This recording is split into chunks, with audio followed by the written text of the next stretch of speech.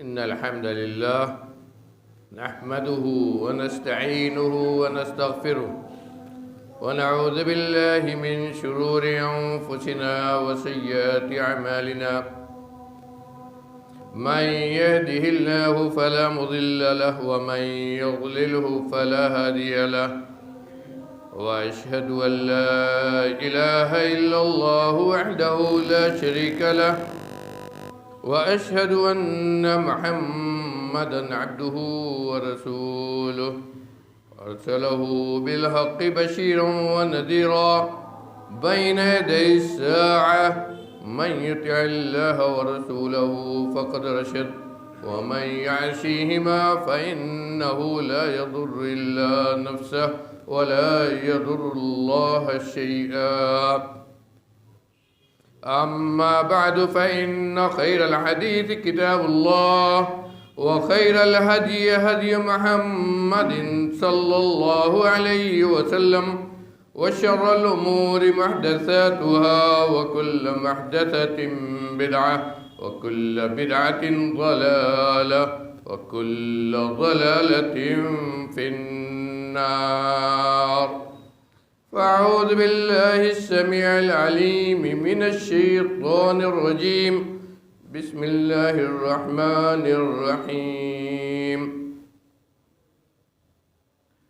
قاف والقرآن المجيد بل عجبوا أن جاءهم منذر منهم فقال الكافرون هذا شيء عجيب أإذا متنا وكنا ترابا ذلك رجع بعيد قد علمنا ما تنقص الأرض منهم وعندنا كتاب حفيظ بل كذبوا بالحق لما جاءهم فهم في أمر مريج. أفلم ينظروا إلى السماء فوقهم كيف بنيناها وزيناها وما لها من فروج والأرض مددناها وألقينا فيها رواسي وأنبتنا فيها من كل زوج بهيج تبصرة وذكرى لكل عبد منيب. وقال عز من قائل إن الصلاة كانت على المؤمنين كتابا موقوتا. معزز حاضرین، دینی بھائیوں، نوجوان احباب، اسلامی فرائض میں نماز سب سے اہم اور بنیادی فریضہ ہے. مکلف ہونے کے بعد ایک مسلمان پر ایک بچہ جب بالغ ہوتا ہے تو سب سے پہلے جو عبادت اس کے اوپر فرض ہوتی ہے وہ نماز، اور اس کی فرضیت اس وقت تک باقی رہتی ہے جب تک انسان زندہ ہے. سانس نرخرے میں پہنچے اس کے پہلے تک اگر آدمی ہوش حواس سے ہے، چاہے جتنا بیمار ہو، چاہے صاحب فراش ہو، بستر پر ہو، لیکن نماز اس کے اوپر فرض ہوتی ہے. ہر حالت میں نماز پڑھنے کا حکم دیا گیا ہے. آدمی کو جیسی طاقت ہے ویسی اس کے لیے کہا گیا ہے. کھڑے ہو کر پڑھ سکتا ہے، کھڑے ہو کر پڑھے. کھڑے ہو کر نہیں پڑھ سکتا ہے، بیٹھنے کی طاقت ہے تو بیٹھ کر پڑھے. بیٹھ کر نہیں پڑھنے کی طاقت ہے، بستر پر لیٹا ہے، تو جس حالت میں ہے اسی حالت میں پڑھے. یہاں تک علماء نے لکھا ہے کہ اگر کسی کے پاس کپڑا نہیں ہے، پورا ننگا ہے، اپنا سطر چھپانے کا بھی کپڑا نہیں ہے، پھر بھی نماز فرض ہے، بیٹھ کر پڑھے. اور اگر بیمار ہے، اس کو صرف شبہ ہے گندگی کا، تب بھی نماز پڑھے، اسی حالت میں نماز پڑھے.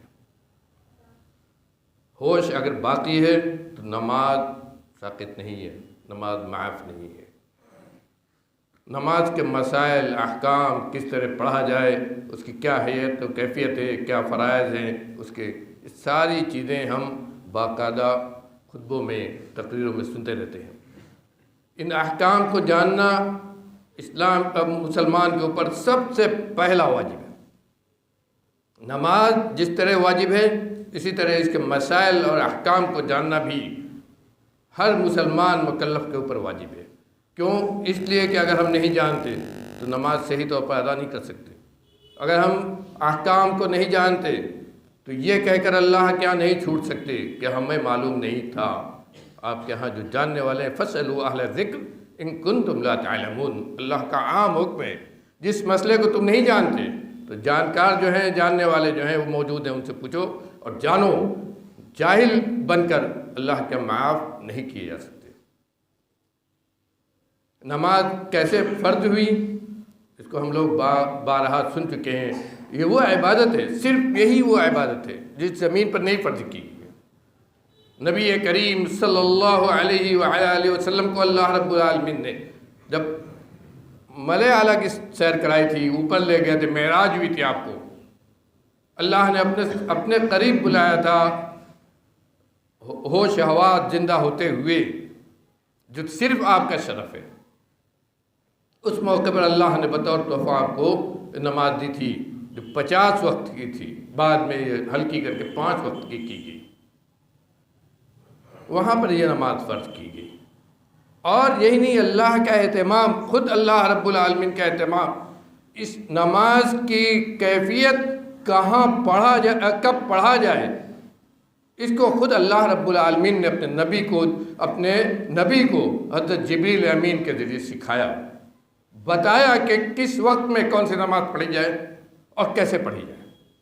اس سے اندازہ کیجئے کہ اللہ رب العالمین نے خود اپنی عبادت کا جو ہمیں حکم دیا، یہ اہم ترین فریضہ ہمارے اوپر عائد کیا، تو اس کا کتنا اہتمام کیا صراحت کے ساتھ۔ یوں تو ہمارا یہ عقیدہ ہے کہ ہم جس دین کے پابند ہیں، اس کے تمام احکام اللہ رب العالمین کے بنائے ہوئے ہیں، نبی صلی اللہ علیہ وسلم نے پہنچایا ہے، آپ مبلغ رسول ہیں۔ آپ کا ہر فرمان، جو بھی چھوٹی بڑی بات آپ نے کہی ہے، ہم کہتے ہیں کہ آپ نے فرمایا، تو حقیقت میں وہ صرف آپ کا فرمان نہیں ہوتا ہے، وہ اللہ کا فرمان ہوتا ہے، اللہ کی طرف سے کہا ہوا ہوتا ہے۔ وَمَا يَنطِقُ عَنِ الْهَوَىٰ إِنْ هُوَ إِلَّا وَحْيٌ يُوحَىٰ، اس پر ایمان ہے۔ لیکن نماز وہ عبادت ہے جس میں صراحت سے ساتھ ہے کہ حضرت جبریل امین آئے، آپ کو پڑھ کر دکھایا اور بتایا کہ ایسے نماز پڑھو۔ ابو داؤد کی سب سے مفصل اس سلسلے کی نماز کا اوقات کیسے متعین ہوئے، اس سلسلے کی سب سے مفصل حدیث ابو داؤد کی ہے۔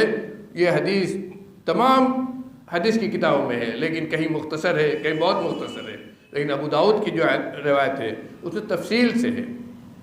جس رات نماز فرض کی گئی، آپ کو معراج ہوئی، اس رات کی جب صبح ہوئی،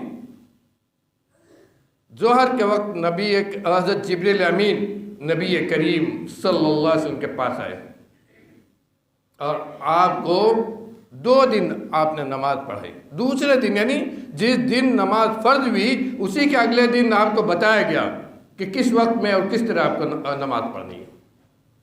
حضرت جبریل امین نبی کریم صلی اللہ علیہ وسلم کے پاس آئے، آپ کو پہلے دن جو نماز پڑھائی، 5 وقت کی نماز، اس کے پہلے وقت میں پڑھائی۔ کس وقت پڑھائی؟ ظہر کے وقت میں جب زوال ہو گیا، سورج ڈھل گیا اور سایہ زمین پر دکھانے لگا، تو آئے جس کو کہتے ہیں بعد الزوال، اور آپ کو پہلے دن ظہر کی نماز پڑھائی۔ اس کے بعد جب عصر کا وقت ہوا، سایہ، ہر چیز کا سایہ اس کے برابر، مثل کہتے ہیں، اس کے برابر ہو گیا، ہر چیز کا سایہ اس کے برابر ہو گیا۔ عصر کا پہلا وقت ہوا، آ کر حضرت جبریل نے پھر عصر کی نماز پڑھائی۔ جب سورج ڈوبا اور مغرب کا وقت ہوا تو حضرت جبریل امین آ کر مغرب کی نماز پڑھائی۔ اس کے بعد جب عشاء کا وقت ہوا، شفق کہتے ہیں، سرخی ہوتی ہے سورج ڈوبنے کے بعد پچھم پر، مغرب کے اوپر، وہ شفق جب غائب ہوگی اور عشاء کا وقت ہوا، اول وقت، تو آ کر عشاء کی نماز پڑھائی۔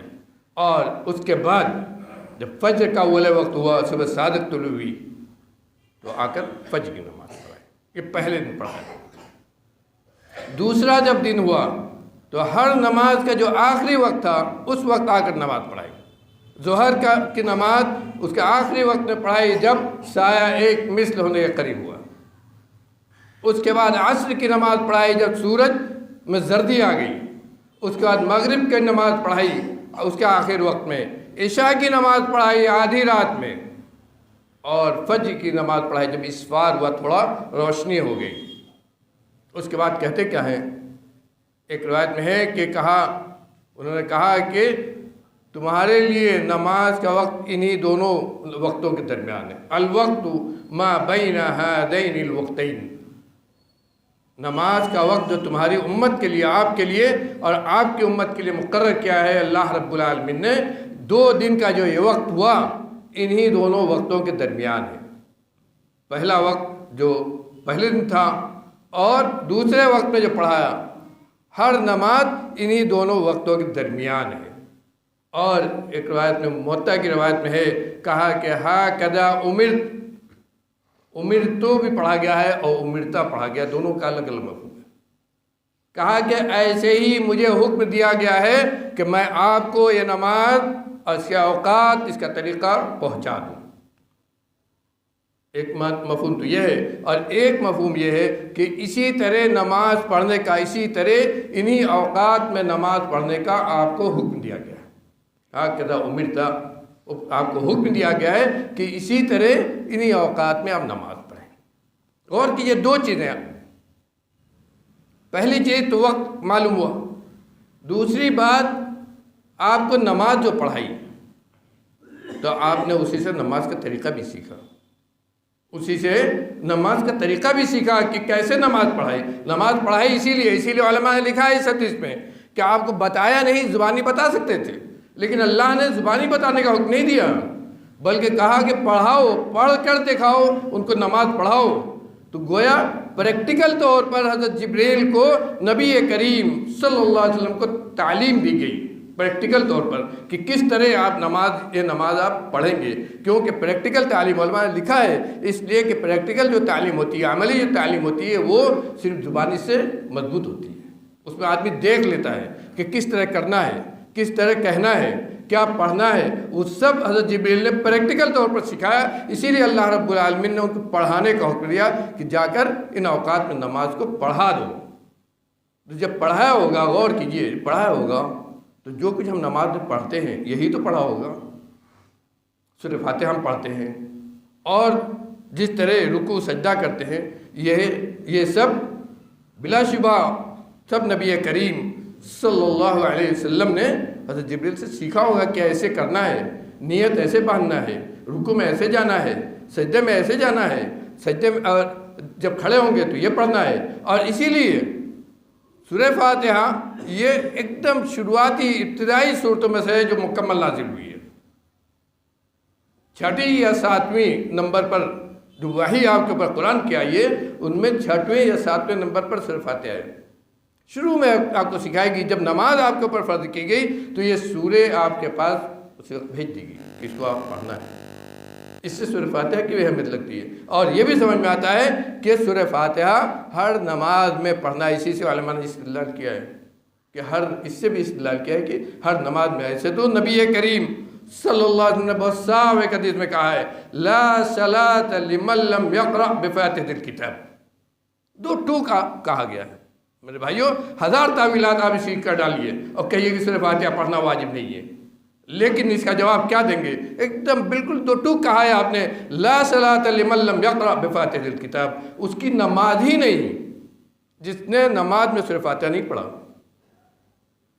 اس کی بہت، جو لوگ کہتے ہیں سورہ فاتحہ ضروری نہیں، اس کی بہت تعویل کرتے ہیں کہ اللہ کا یہ معنی ہے، نہیں اس مفہوم میں ہے، فلاں ہے، ڈھکا ہے، لیکن سیدھا سا ترجمہ اس حدیث کا ہی ہے. اس کی نماز ہی نہیں جس نے سورہ فاتحہ نماز میں نہیں پڑھی. اب اس کی آپ کچھ بھی تعویل کیجئے، صحابہ کرام نے اس سے کیا سمجھا تھا؟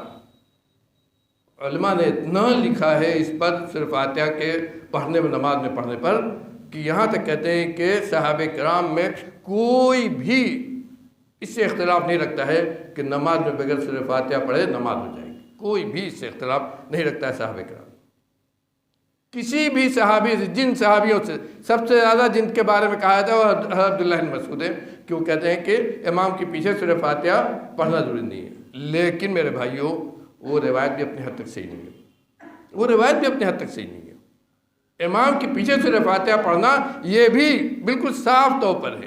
نبی کریم صلی اللہ علیہ وسلم صحابہ کرام نے ایک دم صراحت کے ساتھ نقل کیا ہے کہ جہری نماز میں نبی کریم صلی اللہ علیہ وسلم کے پیچھے کسی نے زور سے قرأت کی، آپ کو خلش ہوئی تو آپ نے پوچھا کہ کس نے پڑھا ہے؟ ایک صحابی کھڑے ہوئے، کہا میں پڑھ رہا تھا، کہا کہ نہیں، لا تقرؤ الا بأم الکتاب، اور ایک روایت میں لا تقرؤ اذا جہرت الا بأم الکتاب، کہا جب میں جہری طور پر قرأت کروں، زور سے قرأت کروں تو کچھ بھی مت پڑھو میرے پیچھے سوائے سورہ فاتحہ کے، سوائے سورہ فاتحہ کے۔ کیا مطلب ہوا؟ جہری میں بھی سدری تو سدری، جہری میں بھی بغیر سورہ فاتحہ کی نماز نہیں ہوگی، اس میں بھی آپ کو پڑھنا ہے۔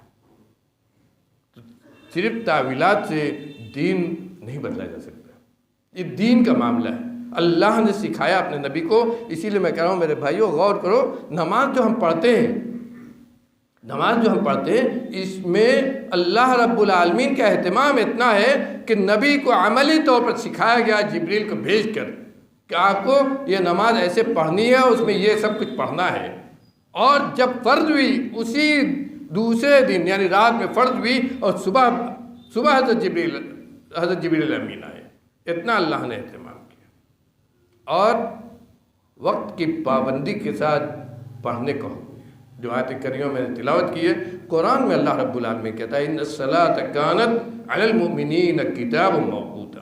یہ نہیں ہے کہ ہم جس نماز کو جس وقت میں چاہے پڑھ لیں، جیسے چاہے پڑھ لیں۔ اس کے مسائل کو جاننا بہت ضروری ہے۔ آدمی کو آج کی مصروف زندگی میں بہت سارے مسائل پیش آتے ہیں، اور اس کے ذریعے اس کی نماز کبھی آگے پیچھے ہوتی ہے۔ لیکن اس تعلق سے بھی اسلام نے ہم کو بہت کچھ بتلایا ہے کہ آدمی اپنی مصروف زندگی میں بھی کیسے نماز کا اہتمام کرے، اس لیے کہ نماز معاف نہیں ہے۔ ان الصلاۃ کانت علی المؤمنین کتاب موقوتا، نماز وقت کی پابندی کے ساتھ مسلمانوں پر فرض کی گئی ہے، مومنین پر وقت کی پابندی کے ساتھ فرض کی گئی ہے۔ اس لیے وقت کی پابندی کے ساتھ آپ کو اس کو پڑھنا ہے، یہ نہیں کہ جب چاہے پڑھ لیں۔ اور پانچوں وقت کی نماز کو کہا ہے کہ سب پانچوں وقت کی نماز یہ وقت کی پابندی کے ساتھ آپ کو پڑھنا ہے۔ نماز کے مسائل میں سب سے ایک بڑا اہم مسئلہ دعا کا ہے۔ نماز کے مسائل میں ایک بہت ہی اہم مسئلہ دعا کا ہے، اس لیے کہ نماز پوری کی پوری یہ دعا ہی ہے، پوری کی پوری دعا ہے، شروع سے لے کر آخر تک۔ حتیٰ کہ سورہ فاتحہ بھی ہم پڑھتے ہیں وہ بھی دعا ہے۔ سورہ فاتحہ سے پہلے جب ہم نیت باندھتے ہیں میرے بھائیوں، ایک چیز نیت کی بات آئی تو ایک بات میں ذکر کر دوں، بڑا عجیب سا لگتا ہے۔ ہماری نیت عام طور پر، نیت باندھنے کا جو طریقہ ہے عام طور پر، میرے نوجوان احباب خاص طور پر سنیں، برا نہ لگے کسی کو، عام طور پر ہماری نیت باندھنے کا طریقہ سنت کے خلاف ہو چکا ہے۔ نبی کریم صلی اللہ علیہ وسلم سے جو چیز ثابت ہے وہ یہ ہے کہ آپ ہاتھ پر ہاتھ رکھتے تھے، باندھتے نہیں تھے۔ جو ہم باندھتے ہیں یہ ایسے پکڑیں گے، اس کو پکڑنا کہتے ہیں، رکھتے تھے۔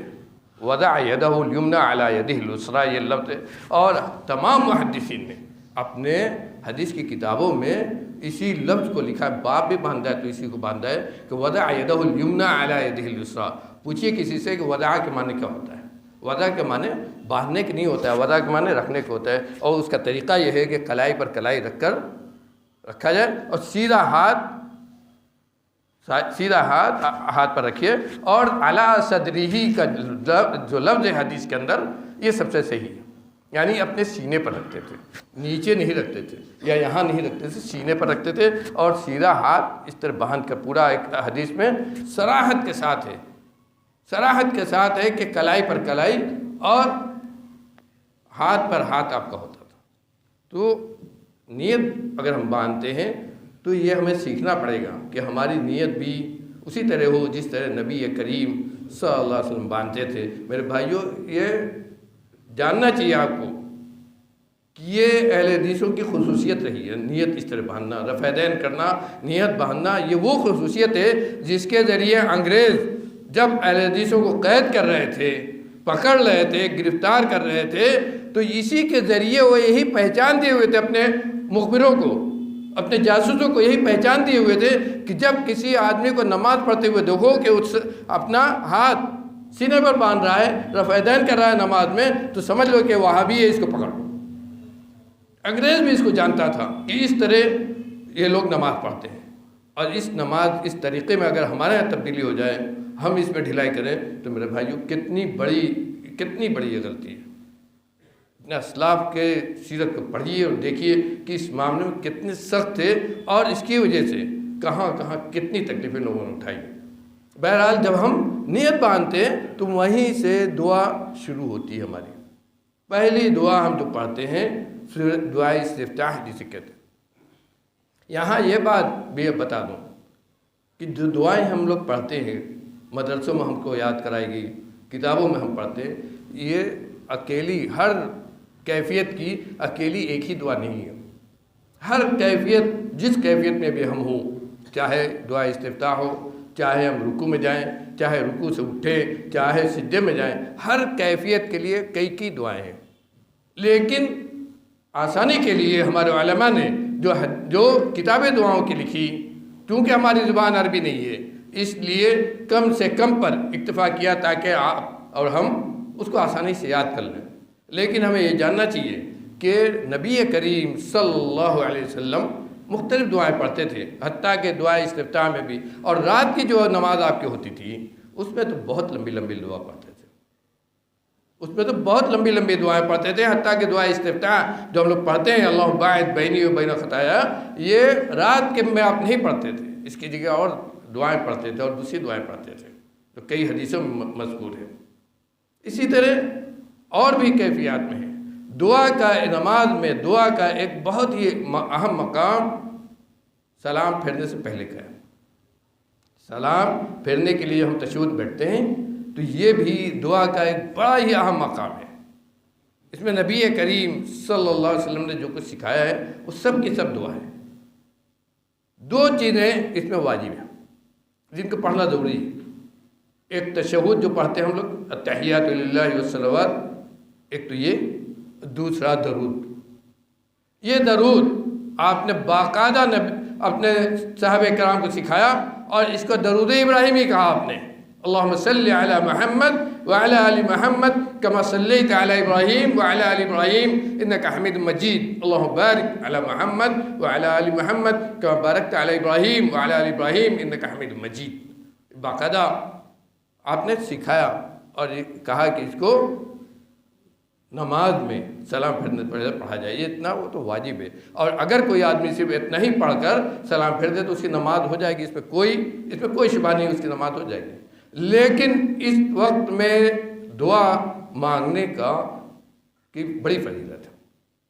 اس سلسلے میں حدیث میں جو کچھ ہے یہ ہے کہ 3 اوقات ایسے ہیں جن میں دعا قبول کی جاتی ہے۔ اس میں ایک لفظ ہے دبر کل صلاۃ۔ دبر عربی جن لوگوں نے پڑھا ہے جانتے ہیں، دبر کے معنی ہوتا ہے، عام طور پر کہتے ہیں سرین کو، پچھواڑے کو، لیکن لغوی طور پر عربی زبان میں دبر کہتے ہیں ہر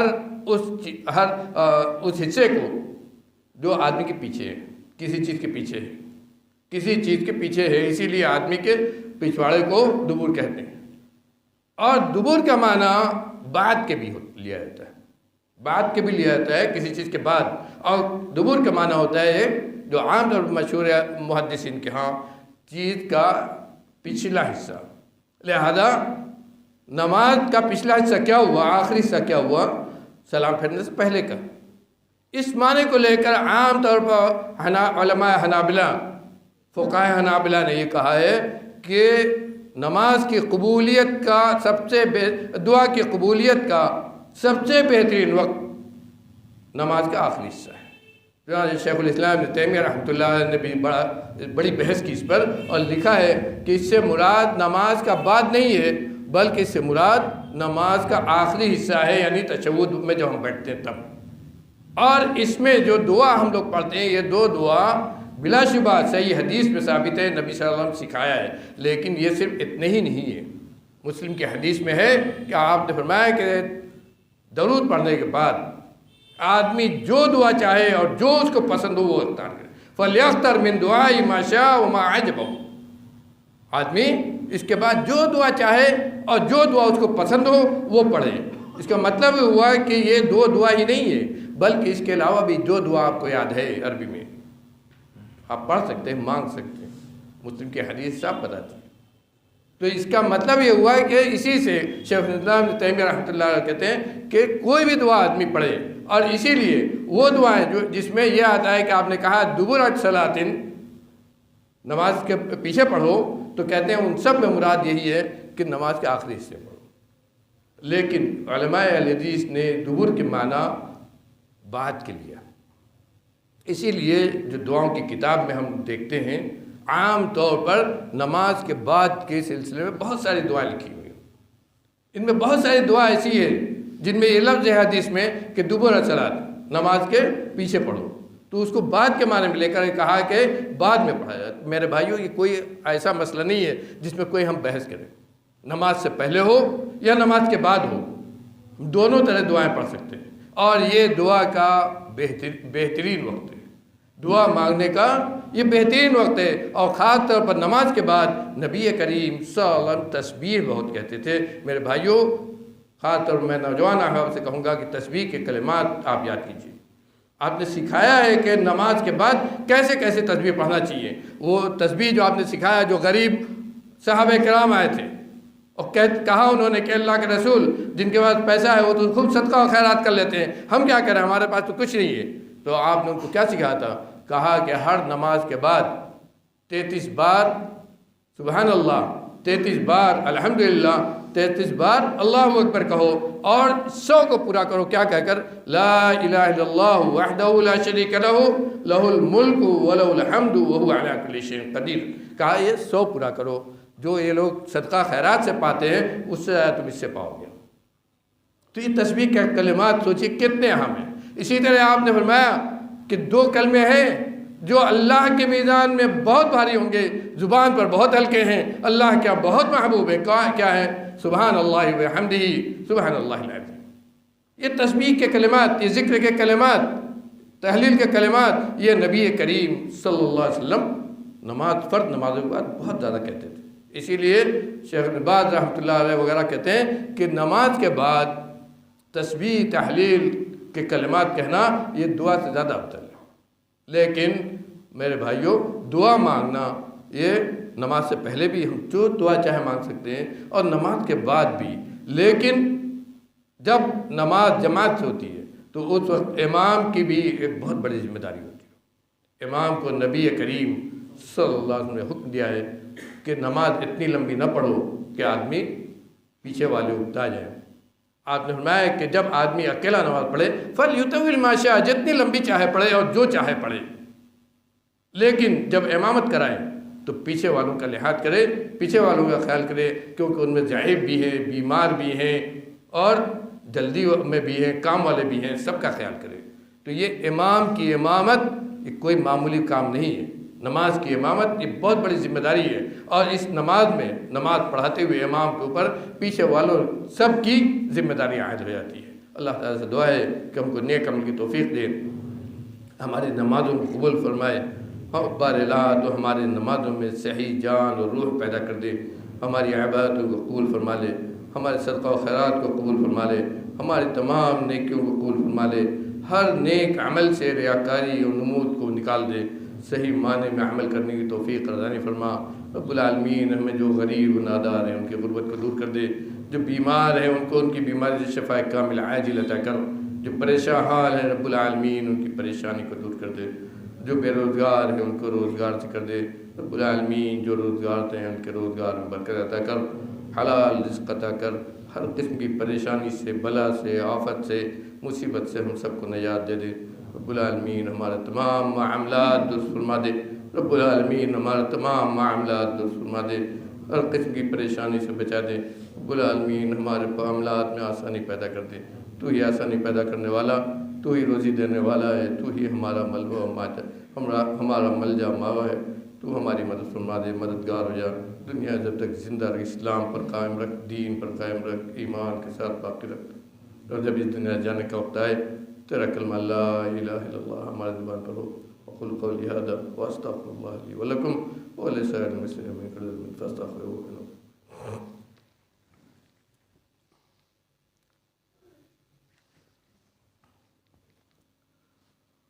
الحمد لله وحده والصلاة والسلام على من لا نبي بعده، أما بعد فأعوذ بالله السميع العليم من الشيطان الرجيم، بسم الله الرحمن الرحيم، إن الله وملائكته يصلون على النبي يا أيها الذين آمنوا صلوا عليه وسلموا تسليما، اللهم صل على محمد وعلى آل محمد كما صليت على إبراهيم وعلى آل إبراهيم إنك حميد مجيد، اللهم بارك على محمد وعلى آل محمد كما باركت على إبراهيم وعلى آل إبراهيم إنك حميد مجيد، اللهم اغفر لأمة محمد، اللهم اغفر لأمة محمد، اللهم ارحم أمة محمد رحمة عامة، اللهم انصر من نصر دين محمد صلى الله عليه وسلم واجعلنا منهم، واخذل من خذل دين محمد صلى الله عليه وسلم ولا تجعلنا منهم، ربنا آتنا في الدنيا حسنة وفي الآخرة حسنة وقنا عذاب النار، عباد الله رحمكم الله، إن الله يأمر بالعدل والإحسان وإيتاء ذي القربى وينهى عن الفحشاء والمنكر والبغي يعظكم لعلكم تذكرون، اذكروا الله يذكركم وادعوه يستجب لكم ولذكر الله أكبر والله يعلم ما تصنعون۔